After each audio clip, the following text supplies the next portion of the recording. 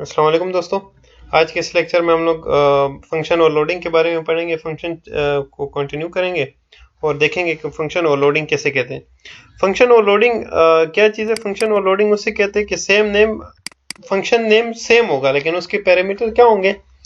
Different होंगे। Function with same name but different parameters, ठीक है ना। तो फंक्शन क्या हो, उसका नेम सेम होगा, मतलब हम लोग जो उसका नेम लेते हैं ना वो सेम होगा लेकिन उसके पैरामीटर डिफरेंट होंगे। जैसे कि मैं एक फंक्शन है सम का, मैं कहता हूँ कि void सम और इधर मैं इंटीजर एक लेता हूँ, दूसरा भी इंटीजर लेता हूँ, ठीक है ना। और इसको मैं क्या करता हूँ, एक फंक्शन मेरे पास हो गया और इसके बाद मैं दूसरा लेता हूँ, दूसरा फंक्शन भी इसी नेम का होगा। वो क्या होगा? void सम, ये इंटीजर एक लेगा और एक फ्लोट लेगा, ठीक है ना। अब देखिए इसका नेम सेम है, इसका नाम भी यही है, इसका नाम भी सम ही है, लेकिन इस पे पैरामीटर क्या, दोनों ये फंक्शन जो है ये दोनों इंटीजर टाइप पैरामीटर ले रहे हैं और इसमें एक इंटीजर ले रहा है, दूसरा फ्लोट ले रहा है। तो इसे कहते हैं फंक्शन ओवरलोडिंग। इस पे एक छोटा सा प्रोग्राम करेंगे ताकि आप लोगों को समझ आ जाए कि फंक्शन ओवरलोडिंग को हम लोग प्रैक्टिकली किस तरह यूज कर सकते हैं। तो शुरू करते हैं, पहले हैश इंक्लूड लाइब्रेरी फाइल में इंक्लूड करता हूँ, हैश इंक्लूड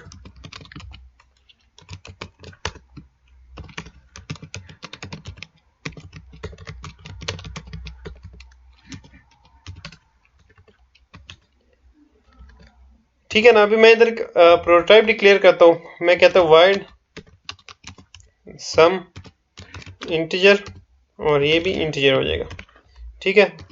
दूसरा लेता हूँ void सम और इसमें एक इंटीजर टाइप लेगा, दूसरा फ्लोट लेगा। तो ये मैंने इसकी प्रोटोटाइप डिफाइन कर दिया। अब मैं क्या करता हूँ, मेन फंक्शन से स्टार्ट करता हूँ, void मेन, इधर मैं एक इंटीजर लेता हूँ a b और एक फ्लोट लूंगा d, ठीक है ना।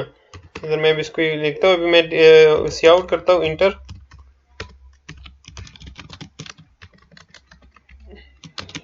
The value for a integer, ठीक है। मैंने सी आउट कर दिया, सीन कर दे a को। इसी तरह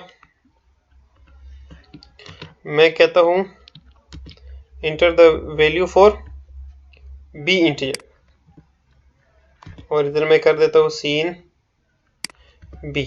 अब दो मैंने इंटीजर लेने, एक फ्लोट लेना, ठीक है ना। तो फ्लोट किस तरह, inter the value for d float, या लिख देता हूँ फ्लोट d और सीन कर देता हूँ d, ठीक है। मैंने सारे ले लिया। अब मैंने फंक्शन को डिक्लेयर करना है, फंक्शन को पहले डिफाइन करना है। मैं फंक्शन को इधर डिफाइन करता हूँ, डिक्लेयर तो मैंने करना है, डिक्लेयर और इनिशियलाइज करेंगे तो मैं लिखता हूँ void sum a integer b। ये कौन सा फंक्शन है जो इंटीजर लेगा, ठीक है ना। और इधर से मैं इसको इंटीजर एक ले लेता हूँ c और कहता हूँ कि C out this is integer function. ये हमें मैसेज बताएगा कि हमें पता लगेगा कि अभी पॉइंटर कौन से फंक्शन में है, ठीक है ना। प्रोग्राम में भी कंपाइलर कौन से फंक्शन को कंपाइल कर रहा है। सीन, ये सीन नहीं करेंगे, इसमें लिखेंगे c equal to a plus b, ठीक है। और इसी तरह मैं और इसको मैं सी आउट कर देता हूँ कि sum, C out the sum of a and b integer is, क्या है सम इसका, c है। इसी तरह मैं दूसरे फंक्शन को भी डिफाइन करता हूँ, void सम इंटीजर a और फ्लोट b, ठीक है ना। इंटीजर a और फ्लोट b है। इधर मैं एक ले लेता हूँ फ्लोट का, क्योंकि इसका आंसर मेरे पास फ्लोट में आएगा तो मैं फ्लोट ले लेता हूँ c और सी आउट। अब ये भी हमें बताएगा कि द पॉइंटर कौन सी जगह पर है, pointer the pointer is in float function, c equal to A plus B. ठीक है, ये मैंने फंक्शन अब डिक्लेयर कर, फंक्शन को मैंने कॉल करना है। तो फंक्शन को पहले मैं किस तरह कॉल करूंगा, मैं पहले फ्लोट वाले फंक्शन को कॉल करता हूँ। ठीक है ना, तो फ्लोट वाला फंक्शन क्या है, सम, एक उसमें मैं ए पास करता हूँ और दूसरा डी पास करता हूँ। ये सम माने को मैंने कॉल किया। ठीक है ना, उसके बाद सी आउट करते हैं, लाइन लगा देते हैं,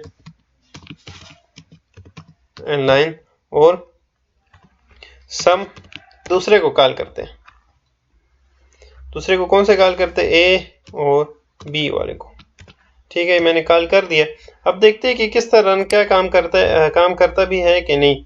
तो आप लोगों को इसके प्रोग्राम को आप लोग देखेंगे तो आप लोगों को समझ आएगा कि ये किस तरह काम करता है। ठीक है ना, मैं गेट सी इधर लगा देता हूँ, गेट सी एच, और रन करते हैं इसको। देखिए, ये मुझसे मांग रहा है enter the value for integer A. मैं वैल्यू फॉर इंटीजर 34 देता हूँ, 45 देता हूँ, और फ्लोट में देता हूँ 34.5। ठीक है ना, अब मैंने पहले कौन से वाले, मैंने पहले वाले में फंक्शन को जो मैंने कॉल किया था उसको मैंने बी और डी पास किया था। ठीक है ना, तो वो कौन सा फंक्शन मुझे देगा, वो क्या कहता, pointer is in float function.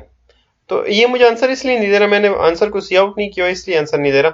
चलिए देखते हैं, पहले आंसर को सी आउट करते हैं, उसके बाद इसको दोबारा रन करेंगे। ठीक है ना, तो आंसर को सी आउट करते हैं, इधर ये आ गया। ये देखिए, मैंने इधर सी आउट नहीं किया था, C out the answer of A and B float B is C। अब रन करते हैं इसको। No C।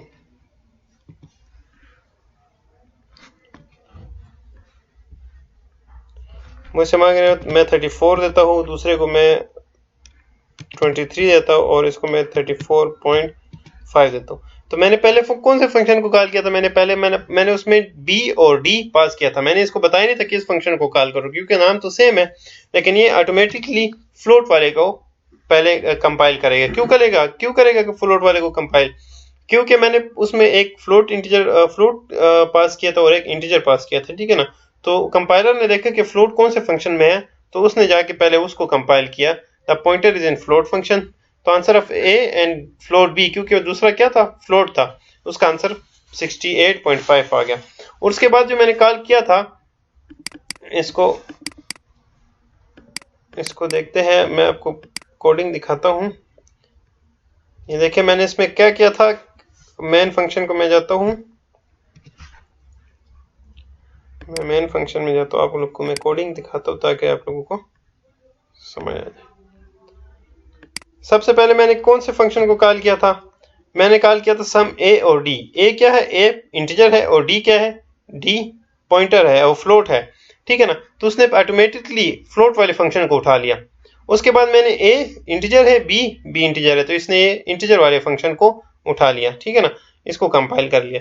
तो ये ऑटोमेटिकली कंपाइलर क्या करता है, जो फंक्शन हम लोग कॉल करते हैं उसी को दोबारा उसी को ये कंपाइल करता है। ठीक है ना, तो इसको कहते हैं फंक्शन ओवरलोडिंग। सेम फंक्शन के नाम सेम है, लेकिन काम दोनों अलग अलग कर रहे हैं। ठीक है, जब किसी फंक्शन की जरूरत पड़ती है तो वो उसी फंक्शन को कॉल करता है, दूसरे वाले को कॉल नहीं करता। तो इसे कहते हैं फंक्शन ओवरलोडिंग।